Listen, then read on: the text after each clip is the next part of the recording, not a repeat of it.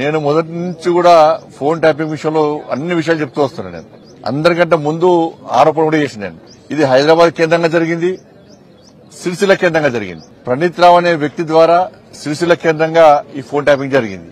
సిరిసిల్ల కేంద్రంగా జరిగిందంటే ఎవరి అనుమతితో జరిగింది, ఎవరి కన్నుసరణలో జరిగిందో అందరికీ తెలుసు. మరి సిరిసిల్లనే ఎందుకు కేంద్రంగా ఎంచుకున్నారో కూడా తెలుసు అందరికి.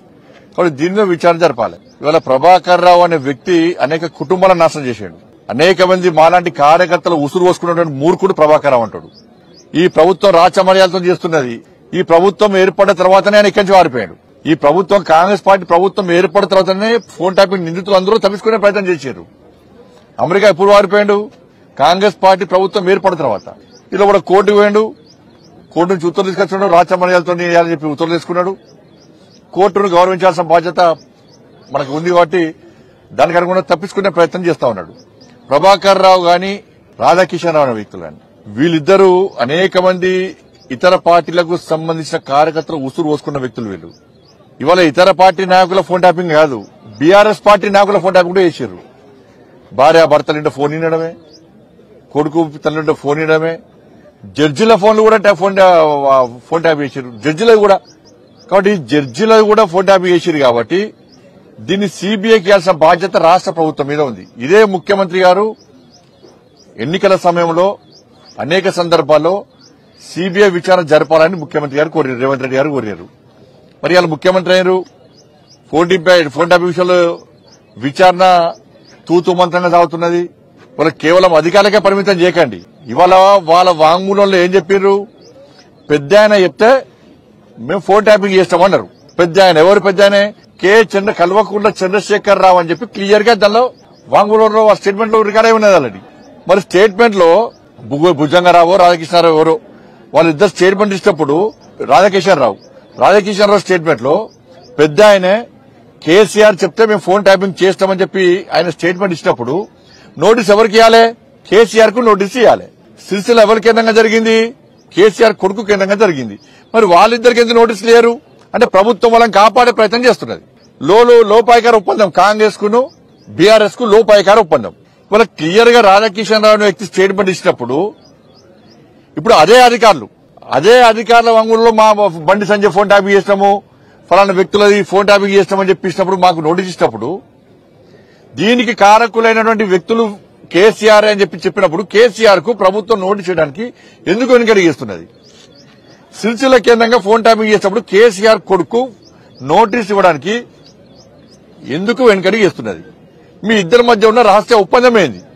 కనీసం ఏ ఒక్క విషయంలో కూడా మీరు ఇలా పట్టించుకోకుంటే వాళ్ళ కేసీఆర్ కుటుంబం వల్ల ఎన్ని కుటుంబాలు నాశనమైనాయి, ఎంతమంది భవిష్యత్తు నాశనం చేశారు. 109 కేసులు పెట్టిరన్న మా మీద, 109 కేసులు, ఒక్కటి కాదు రెండు కాదు. ఇదే ప్రభాకర్ రావు అనే వ్యక్తి సీఎంఓ ఆఫీస్ ను అడ్డగా వేసుకుని మా ఫోన్లు వినుకుంటూ, నాలాంటి అనేక మంది నాయకుల కార్యకర్తల ఫోన్లు వినుకుంటూ, జడ్జిల ఫోన్లు వినుకుంటూ, మా సొంత విషయాలు వినుకుంటూ ఏ విధంగా రాచిరంపాన పెట్టిండు, ఏ విధంగా ఉసురు పోసుకున్నాడో తెలంగాణ సమాజానికి అంతా తెలుసు. ఇలా కోర్టు నుంచి ఉత్తర్వులు చేసుకుని అమాయకంగా గడ్డం పెంచుకొని ఓ నీతివంతుల లెక్క సిన్సియర్ ఫెలో లెక్క నటిస్తే ఎవరు నమ్మడు ప్రభాకర్ రావు అనే వ్యక్తిని. నేను ప్రభుత్వాన్ని మళ్ళీ చెప్తున్నాను, మీరు ప్రభాకర్ రావు అనే వ్యక్తికి ఈ రాచ మర్యాదలు ఇచ్చిన బంద్ చేయరు. ఫస్ట్ వాళ్ళ కోర్టు ఇతరులు ఇచ్చినప్పుడు మనదే కోర్టును రాష్ట్ర ప్రభుత్వం ఎందుకు సంప్రదించలే? ఇలా రాష్ట్ర ప్రభుత్వము ఎందుకు పిటిషన్ వేయలే? అండర్స్టాండింగ్ లోపాయికార ఒప్పందం. కానీ ప్రభాకర్ రావు ఏమంటాడంటే నా ఎక్స్టెన్షన్ కేవలం అప్పటి డీజీపీ మాత్రమే, ఆ నాయకులతో మాకు సంబంధం లేదని చెప్పి చెప్తాడు. ఈ అందరూ అమాయకులు ఇప్పుడు నోట్లు నిలబడితే ఏం చేయాలని ప్రభాకర్ రావు అందరు నాశనం చేసిందే ప్రభాకర్ రావు. ఎవరు తెలుసు? మీకు తెలుసు, మాకు తెలుసు. 100 సార్లు అయిపోయి నేను సీఎంఓ ఆఫీస్ లో ప్రభాకర్ రావు మొత్తం సర్వనాశనం చేస్తున్నానని చెప్పి ప్రభాకర్ రావు డ్యూటీలో ఉన్నప్పుడే నేనే చెప్పిన. ఇవాళ అంతెందుకు ఈ దొంగ పేపర్ లీకేజ్ అని చెప్పి నన్ను అక్రమంగా అరెస్ట్ చేసినప్పుడు నా దగ్గరకు వచ్చిన పోలీస్ ఆఫీసర్ ఎంత మూర్ఖత్వం అంటే, నేను ఇంటికి వచ్చి నా డ్రెస్ మార్చుకున్న తర్వాత నైట్ డ్రెస్ వేసుకుని బయటకు వచ్చిన తర్వాత అప్పటిదాకా పోలీసులు ఏమన్నా నేను హైదరాబాద్ నుంచి కర్నూలు మా అత్తమది 5th డే ఉంటే వచ్చిన తర్వాత నేను డ్రెస్ వేసుకొని వచ్చినా ఏమనలే.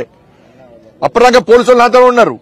నేను ఇంట్లోకి పోయి డ్రెస్ మార్చుకొని వచ్చిన తర్వాత నా దగ్గర పోలీస్ ఆఫీసర్ ఏమన్నాడు, ఫోన్ చేసి సార్ నైట్ డ్రెస్ వేసుకున్నారు సార్ పట్టుకపోన్నాడు. ఈ పోలీస్ ఆఫీసర్ ఇంకో పోలీస్ ఆఫీసర్ మాట్లాడు, ఏమని మాట్లాడు, సార్ ప్రభాకర్ సార్ మాట్లాడినారు సార్, ప్రభాకర్ సార్ అరెస్ట్ ఏమన్నారు సార్ అని ఈ పోలీస్ ఆఫీసరు ఇక్కడ పోలీస్ ఆఫీసర్ మాట్లాడుకుంటూ నేనైనా సాయం నేనైనా అంటే నైట్ డ్రెస్ మీద బండి సంజయ్ని గుంజుకపోవాలి, నైట్ డ్రెస్ మీద బండి సంజయ్ని అరెస్ట్ చేసి మొత్తం దింపాలి. ఇది ఎవరు కుట్రా? ప్రభాకర్ ఆదేశాల మధ్య జరిగిన కుట్రా. ఇప్పుడు షర్మిల ఫోన్ ట్యాప్ అయింది కదా, కవిత ఫోన్ కూడా ట్యాప్ అయిందనే అనుమానాలు వస్తున్నాయి, మీరే ఉంటారు. అరే నేను సొంత బీఆర్ఎస్ పార్టీ నాయకుల ఫోన్లు కూడా కేసీఆర్ అనేది ఆయనకు అనుమానాలు ఎక్కువ, కేసీఆర్ కు అనుమానం పుట్టినాకనే కేసీఆర్ పుట్టిండు. ఈ ట్యాపింగ్ విషయంలో, మీ ఫోన్ ట్యాపింగ్ విషయంలో ప్రధానంగా అంటే ఎవరిని అంటే మీకు ఎప్పుడు ఈ అనుమానం వచ్చింది, తర్వాత ఎవరెవరి ఫోన్ ట్యాప్ అయింది? ఇప్పుడు ఫోన్ ట్యాప్ అయిన విషయం అందరికీ తెలుసు. ఇవాళ కేసీఆర్ ప్రభుత్వం రోజు ఎవరన్నా మామూలు కాలు మీరు మాట్లాడుకున్నారా? రేపు మామూలు కాలు మీ మీడియా మిత్రులు ఉన్న మామూలు మీ మీడియా యాజమాన్యం మామూలు కాలు మాట్లాడుకున్నారా? అయితే వాట్సాప్, అయితే సిగ్నల్, అయితే ఫేస్ టైమ్, అంతే తప్ప మీరు వేరే మాట్లాడుకున్నారు? ఎవరు మాట్లాడుకోలేదు. ఫోన్ మాట్లాడుకోవాలంటే భయం. కేసీఆర్ ప్రభుత్వాలు ఫోన్లు మాట్లాడుకోవాలంటే భయం. మీరు మాట్లాడుకున్నారు చెప్పండి, మీ కెమెరాలు మాట్లాడుకున్నారా? భార్యతో మాట్లాడాలన్నా ఫేస్ టైమే, కొడుకుతో మాట్లాడాలన్నా ఫేస్ టైమే, ఇంకెవరు ఆఫీసర్తో మాట్లాడాలన్నా ఫేస్ టైమే, లేకపోతే సిగ్నల్, లేకపోతే వాట్సాప్ కాల్. ఆ వాట్సాప్ కాల్ కూడా ట్యాప్ చేసినట. కాబట్టి ఇంత మూర్ఖత్వం జరిగినప్పుడు కాంగ్రెస్ పార్టీ ప్రభుత్వము కేసీఆర్ కొడుకు ఎందుకు నోటీస్ ఇస్తలేదు? రాజా కిషన్ రావు స్టేట్మెంట్ ఇచ్చిన తర్వాత ఎందుకు నోటీస్ ఇస్తలేదు? ప్రభాకర్ రావు అనే వ్యక్తికి రాచ మర్యాద లేంది. దీనికి అంతటి కారణము వీళ్లే. వీళ్ళని కాపాడే ప్రయత్నం కాంగ్రెస్ పార్టీ ప్రభుత్వం చేస్తున్నది. మాకు నోటీస్ చేయడం కాదు, మమ్మల్ని ఈ ఎవిడెన్స్ కోసమో స్టేట్మెంట్ కోసం పిలవడం కాదు. మేము ఇప్పటికీ ఎక్కడికైనా వస్తాం, మేము 100% వస్తాం. మేము రెండు మార్గం తీసుకుపోండి. కేసీఆర్ అనే వ్యక్తి కేసీఆర్ కుటుంబము తెలంగాణ రాష్ట్రాన్ని సర్వనాశనం చేసిర్రు. కాళేశ్వరం విషయంలో సర్వనాశనం చేసిర్రు. తెలంగాణ రాష్ట్రాన్ని 1,00,000 కోట్లు పెట్టి ఆదాయాన్ని దెబ్బ కొట్టిర్రు. ఫోన్ ట్యాపింగ్ చేసి ఇట్లా ప్రజల యొక్క సామాన్య ప్రజల యొక్క సంజయ్ గారు మీరు ట్యాపింగ్ అంటున్నారు. కేటీఆర్ ఏమంటున్నారు అంటే కేంద్రం పెగాసస్ అనే ఒక సాఫ్ట్వేర్ ని ఇజ్రాయెల్ కి తీసుకొచ్చి మా ఐఫోన్లలో కూడా వేసింది, ఐఫోన్ వాడు మాకు నోటీస్ పంపాడు, ట్యాపింగ్ చేసింది వాళ్ళు, మేము చేయలేదు అని చెప్పేసి ఆయనే అన్నాడు. ఆయన ఏమన్నాడు అంతకుముందు? ఏదో కొంతమంది చేసినాం కావచ్చు అన్నాడు. మరి అప్పుడే కదా ఎత్తులు పెట్టావా? ఆయన అన్నాడు కదా అందరు ఏదో కొంతమంది చేసిన ఆయన ఒప్పుకున్నాడు. ఇప్పుడు నేనేమంటున్నానంటే ప్రభాకర్ రావు అనే వ్యక్తి అమెరికా నుంచి ఇండియాకి వచ్చినప్పుడు కేసీఆర్ కొడుకు అమెరికాకి ఎందుకు పోయిండు? ప్రభాకర్ రావు అనే వ్యక్తి ఇండియాకి వచ్చే ముందు కేసీఆర్ కొడుకు అమెరికాకు ఎందుకు పోయిండు? ఇద్దరి మధ్య ఏం జరిగింది? అమెరికాలో ఏం జరిగింది? ఏం కలిసి మాట్లాడుకున్నారు? ఈయన అమెరికాకు పోయినా ఆయన వచ్చేందుకు సరెండర్ అయ్యాడు. కానీ ఇదంతా కూడా గ్యాంబ్లింగ్, అంతా కూడా గ్యాంబ్లింగే. బీజేపీ బీఆర్ఎస్ కి మంచి అండర్స్టాండింగ్ ఏం లేదన్న. అది కాంగ్రెస్ పార్టీ అప్పుడు లేనే లేదు. కాంగ్రెస్ పార్టీ ఇక్కడ ఎప్పుడో చెప్పారు. అది కాంగ్రెస్ పార్టీ నాయకులు ఫోన్ ట్యాపింగ్ చేయలే. ఒక రేవంత్ రెడ్డి గారిది, ఉత్తమ్ కుమార్ రెడ్డి ఒక 5 చేసి, కానీ మా అందరూ చేసిండు కదా. అప్పుడు పవర్ఫుల్ మేమే. బీఆర్ఎస్ పార్టీని తెలంగాణ రాష్ట్రంలో గద్దెదించింది ఎవరు? Bharatiya Janata Party. BRS party KCR కుటుంబాన్ని మెడల్ వంచింది ఎవరు? భారతీయ జనతా పార్టీ. అప్పుడు కాంగ్రెస్ పార్టీ ఎక్కడిది? అనుకోని కారణాల వల్ల కాంగ్రెస్ పార్టీ అధికారంలోకి వచ్చింది. అప్పుడు కాంగ్రెస్ పార్టీ ఒకరిద్దరు చేసింది కావచ్చు, కానీ భారతీయ జనతా పార్టీ అందరూ చేసింది. BRS party phone tapping. మా అండర్స్టాండింగ్ ఎందుకు ఉంటుంది? అండర్స్టాండింగ్ ఉంటే మాకు నోటీస్ ఎందుకు వస్తాయి? ఇవ్వాలి మరి ప్రభుత్వం మీద ఛాంపియన్ గా పోరాటం చేసిన మీరు థర్డ్కి వెళ్ళడానికి ట్యాపింగ్ కారణం అంటారా?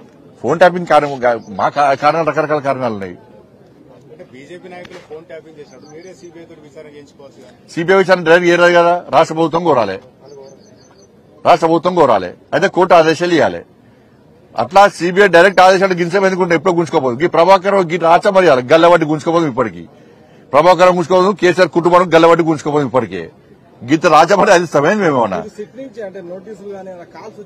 ఫోన్ కాల్ వచ్చింది, విచారణకు సహకరిస్తా అని చెప్పినా వాళ్ళే విచారణకు వస్తున్నారు. నేను సిద్ధమని చెప్పిన. ధన్యవాదాలు.